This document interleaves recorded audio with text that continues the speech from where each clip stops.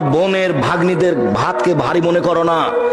তোমার বউ কিন্তু বলছে বারবার, দেখো তোমার ভাগ্নি আছে, তোমার ভাগনা আছে, তোমার বোন আছে, তোমার বাপের দোস্ত আছে, কত মানুষ আছে, এত রান্না করা যাবে না।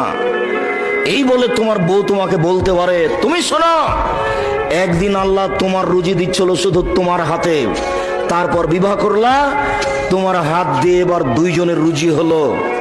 তোমার একটা ছেলে হলো, তোমার হাত দিয়ে তিনজনের রুজি হলো। একটা মেয়ে হলো, তোমার হাত দিয়ে চারজনের রুজি হলো। ভাগ্নে এসেছে, 5 জনের রুজি হলো। ভাগ্নি এসেছে, 6 জনের রুজি হলো। বোন এসেছে, 7 জনের রুজি হলো। ভগ্নিপতি এসেছে, 8 জনের রুজি হলো। তোমার হাত দিয়ে আল্লাহ ব্যবস্থা করছে, তুমি করো, আল্লাহ বরকত দিয়ে দিবে।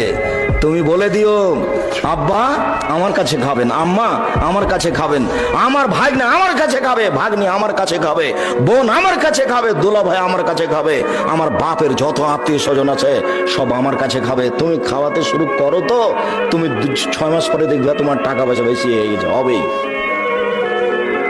এর নাম বরকত। মন সংকীর্ণ করো না।